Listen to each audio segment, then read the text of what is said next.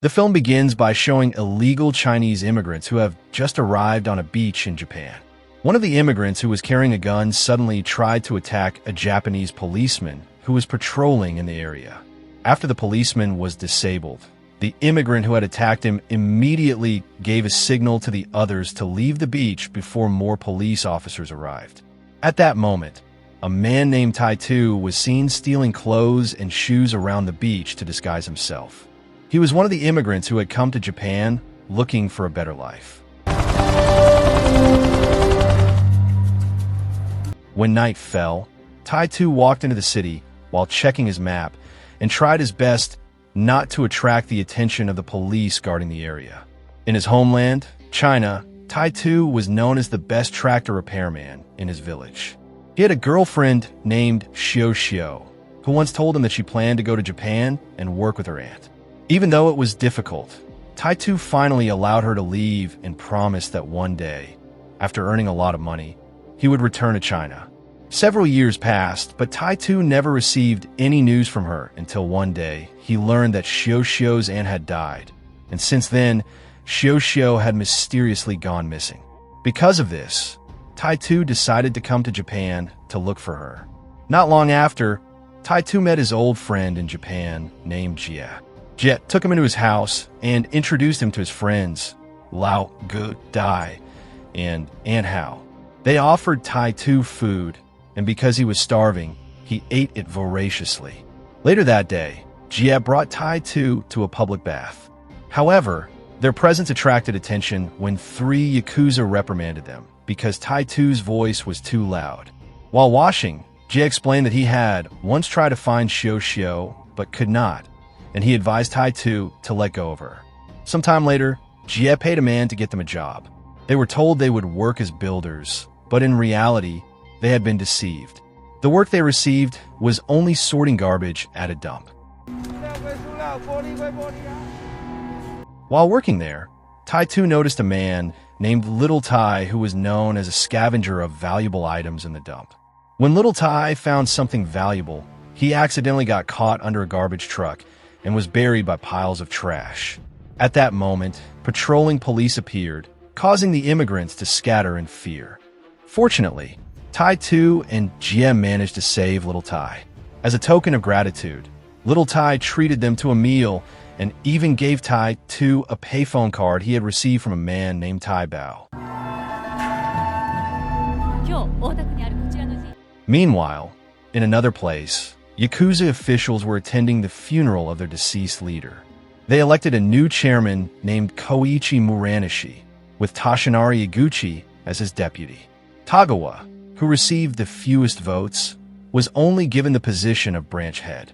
During the last honor ceremony for the late leader, Tagawa, filled with disappointment at the results, chose to leave rather than pay his respects. That evening, Inspector Kitano, who was tasked with capturing illegal Chinese immigrants, was instructed by his superiors to be accompanied by an interpreter, even though he himself was fluent in Mandarin. The next day, while Tai Tu and Jie were cleaning drainage channels, the police suddenly came to arrest the workers. As they tried to run, they found themselves surrounded by other groups of officers. All the immigrants were lined up to be interrogated. The translator had difficulty communicating with them, so Kitano decided to interrogate directly.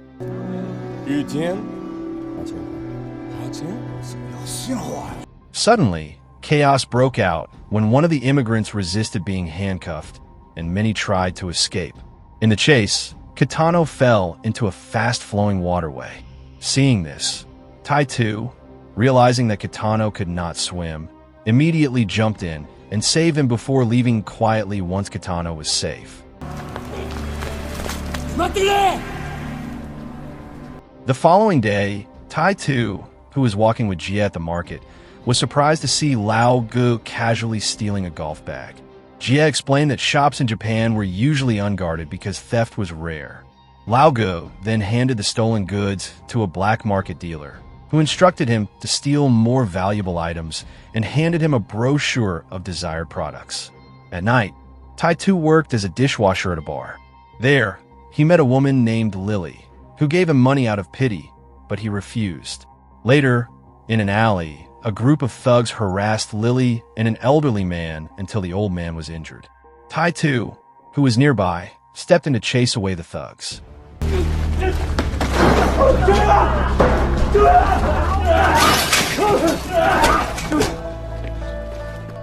Back in a bar, Lily once again tried to give him money, but he returned what she had given earlier.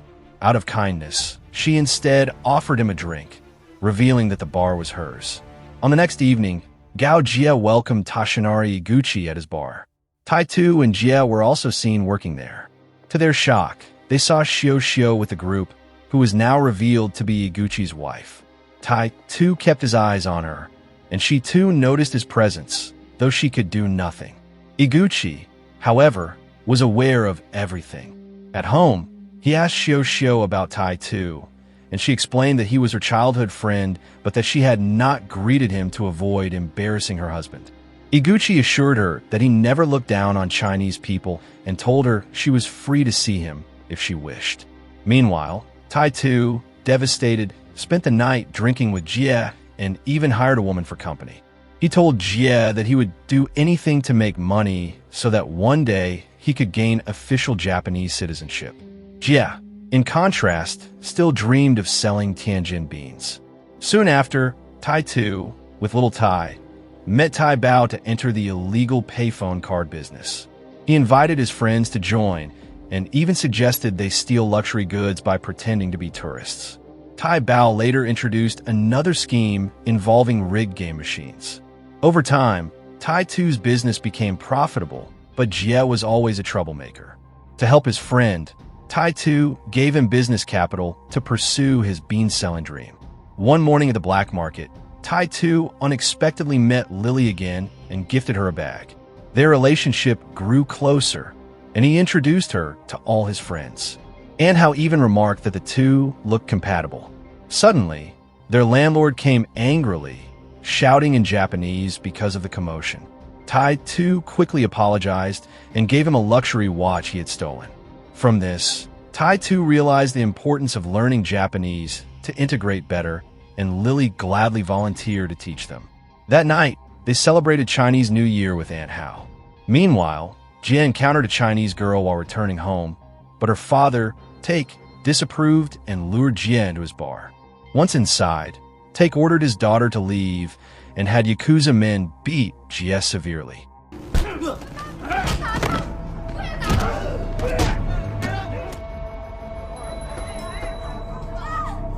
When Jie returned home battered, his friends were furious. Tai Tu, enraged, stormed off to confront Take with the help of little Tai.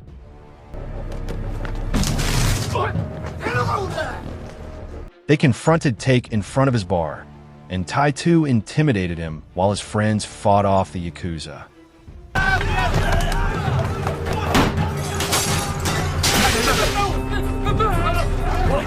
Terrified, Take revealed where Jie's card had been taken. Unexpectedly, the police arrived, forcing them to flee. As Tai Tu was about to retrieve the card, Inspector Kitano appeared. Tai Tu thought he would be arrested, but instead, Kitano thanked him for saving his life earlier and gave him his contact, telling him to call if needed.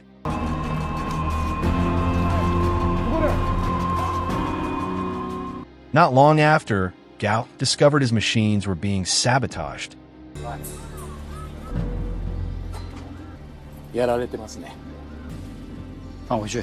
行，麻烦你到里面帮我看军的部机器，我要到洗手间。知道，快一点啊！还冲外点。好。呀，你讲好大。我没有啊，你别误会。Jie was tricked into guarding one, and Gao captured him, demanding a confession. Jie, unaware of anything, was tortured and slashed in the face. 你倒霉！压好！倒霉！出事了！回去！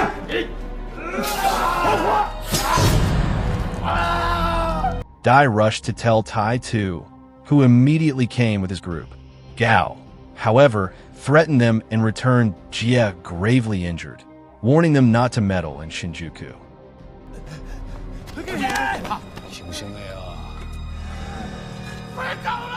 Lily later brought a doctor to treat Jia, while Tai Tu, furious, vowed revenge.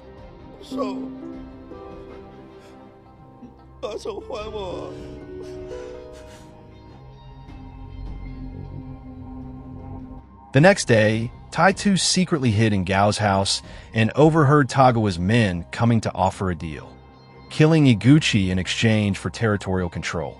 Gao, who was interested, even said that he also wanted Iguchi's wife. Tai Tu then realized that the man Gao intended to kill was Shio's husband. Not long after, Iguchi came to Gao's place to discuss their business.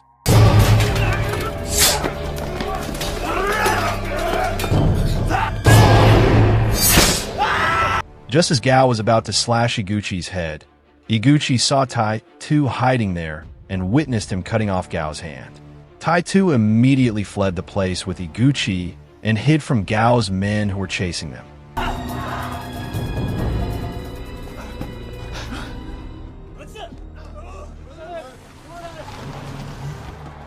After successfully escaping, Iguchi invited Tai Tu back to his home.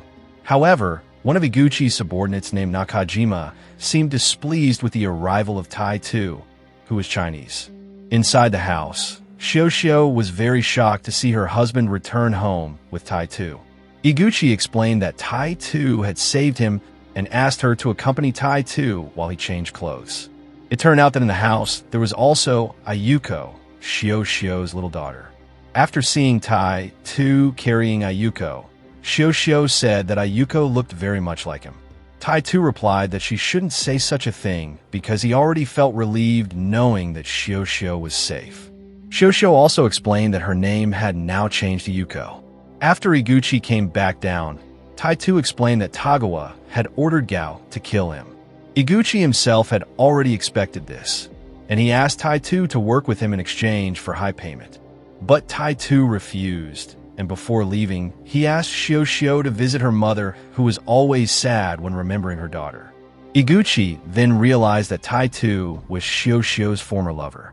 The next day, the Yakuza officials gathered to discuss the mastermind behind the attack on Iguchi. Nakajima insisted that Tagawa was behind the assault. Tagawa did not accept the accusations directed at him, which caused a commotion during the meeting. Muranishi tried to mediate the problem. Tagawa managed to convince Muranishi that he was not the mastermind behind the attack, and Tagawa agreed to help investigate the matter. Since Iguchi had no evidence, Muranishi asked Iguchi to apologize to Tagawa, who did not respond to the apology at all. On another occasion, Iguchi once again met Tai Tu and asked him to kill Muranishi and Tagawa. Tai Tu agreed on the condition that Iguchi would help him gain official Japanese citizenship status and hand over the Shinjuku territory controlled by Gao. That night, Muranishi, who was alone in his office, was attacked by Tai Tu in front of Iguchi.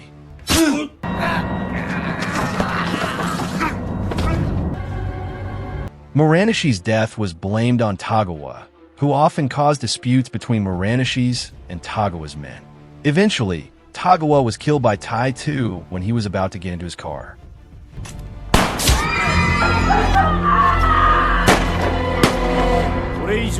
The police realized that the murders of the two Yakuza officials had been orchestrated by Iguchi, so they launched an investigation. The next day, Kitano followed the Yakuza, who were holding a closed meeting with a Yakuza official named Hara Uda, who appointed Iguchi as the new Yakuza chairman, while Kyohei replaced his father as branch head. On the other hand, Kitano, who was secretly observing the meeting, was shocked to see Tai Tu there among the Yakuza. When Iguchi announced that he would give Shinjuku to Tai Tu, Nakajima clearly disagreed with the decision. However, even Nakajima could not oppose Iguchi's orders. Eventually, Nakajima's group met with Tai Tu's group to hand over Shinjuku to Tai Tu.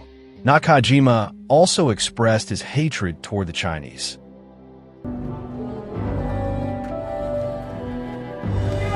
After the handover, Tai Tu and his group celebrated the inauguration of their new place.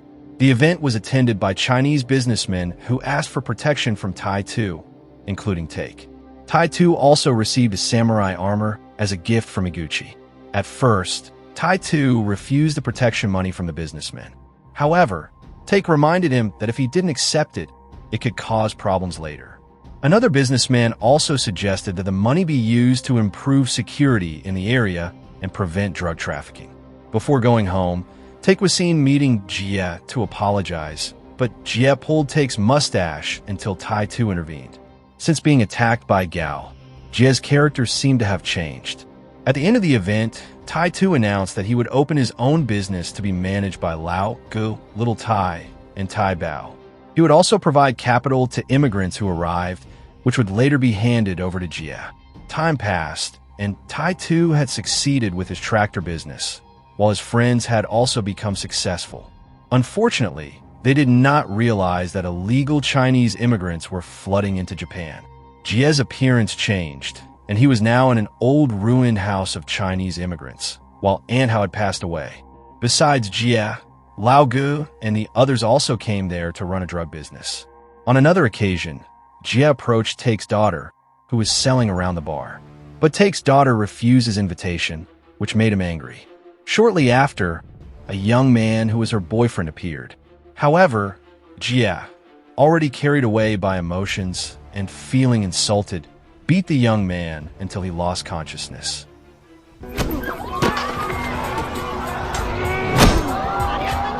After that, he casually left him lying there. Elsewhere, Hara became angry with Kyohei after learning that Shinjuku had been taken over by the Chinese gang called the Katamoy Gang. But Kyohei could do nothing since Iguchi held the authority. Hara eventually contacted Iguchi about it, but Iguchi explained that it was part of his plan to get rid of Kyohei. Upon learning this, Hara asked Kyohei's group to deal with Iguchi and the Katamoy Gang. Unexpectedly, Nakajima's group was also willing to help because of their hatred toward the Chinese. Meanwhile, Kitano handed over documents of crimes committed by the Katamoy Gang to Tai Tu. Tai Tu himself was confused because he had no knowledge of such a gang. Kitano also said that Jie had changed and asked about the murders of Muranishi and Tagawa. Tai Tu did not answer his question. Before leaving, Kitano said that his debt of gratitude had been repaid by giving those crime files. Tai Tu then visited his workplace. There, he scolded noisy young Chinese men, but they proudly declared themselves members of the Katamoy Gang. They even dared to fight Tai Tu. Fortunately, Little Tai came to stop the attack, scolding the youngsters and telling them that Tai Tu was the big boss there. Finally, the youths apologized to Tai Tu, and it was revealed that they were Jie's men, who were illegal Chinese immigrants. Not long after, Tai Tu also saw Jie meeting Iguchi. However, Little Tai advised him not to get involved. The next morning, Lily invited Tai Tu to leave Japan and go to Brazil. He refused because he did not want to abandon his friends. Shortly after, Kitano came at Tai Tu's request. Tai Tu said that he would hand over evidence proving that Iguchi was the mastermind behind the murders of Tagawa and Muranishi. Hearing this, Lily became angry, thinking that Tai Tu would return to Shio once Iguchi was imprisoned. In the end, Lily decided to leave him.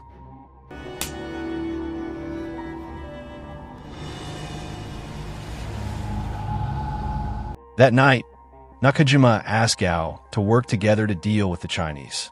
Elsewhere, Iguchi asked Jie to kill Kyohei and Hara.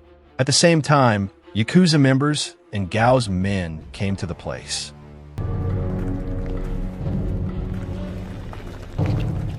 Tai Tu and Kitano also arrived, shocking everyone because Tai Tu came with the police. Jie and Iguchi then confronted Tai Tu, who was furious at Jie for being close to Iguchi and selling drugs. Jie replied that everyone there was also involved in the business.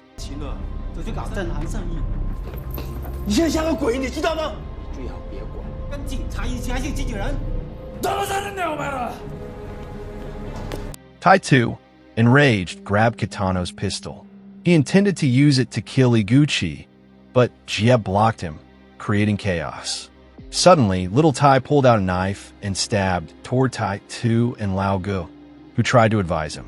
Unbeknownst to Tai Tu and the others, the Yakuza had already prepared to hurl stones from outside.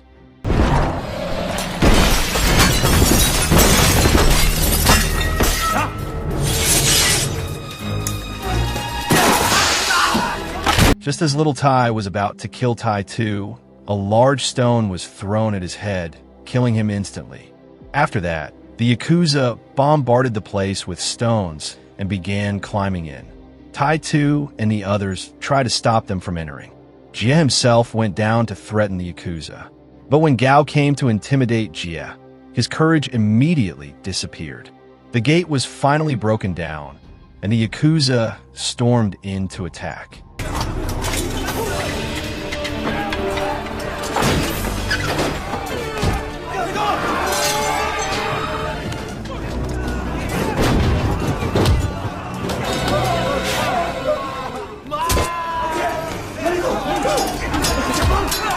When Jie saw Gao kill one of his men, he panicked, and Tai Tu came to take him away. Though injured, Jie managed to escape. Suddenly, Iguchi cut the power, which greatly benefited Tai Tu, who was in a corner as everyone fought back. Iguchi seemed about to escape through the window, but Nakajima, who was waiting below, shot him.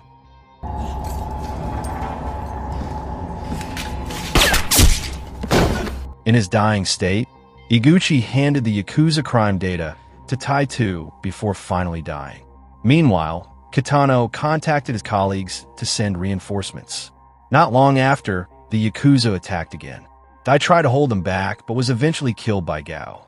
Seeing Dai's death, Tai Tu grabbed a bamboo ornament as a weapon and stabbed Gao with it. Kitano helped block the way with the bamboo, allowing him and Tai Tu to escape through the emergency stairs.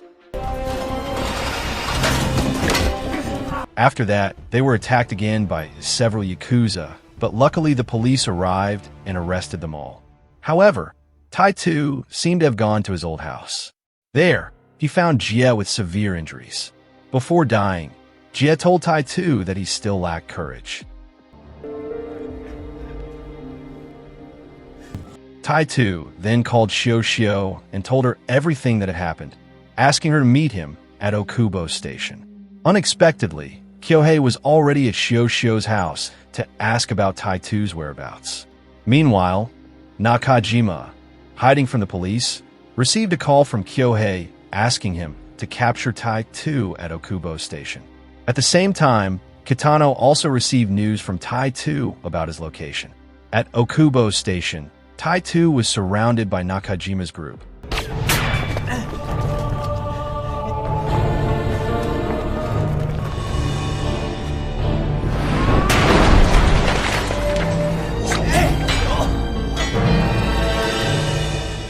When Kitano arrived to save him, Nakajima pointed a gun at him. Fortunately, Tai Tu intervened, but he ended up being shot.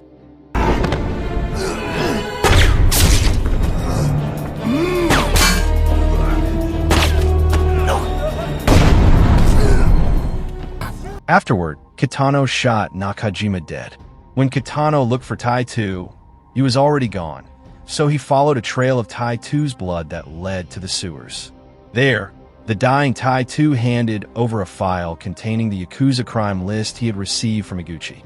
In the end, Tai Tu was seen drifting away in the sewer stream, telling Kitano that their debt was settled.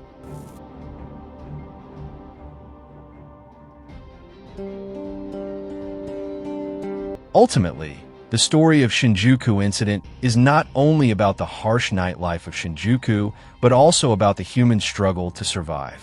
From every betrayal, violence, and temptation, we learn that the choices we make today will determine our path tomorrow. No matter how heavy life presses us, we always have the chance to rise and choose a better direction. Because in the end, dignity and courage are far more valuable than mere power or money.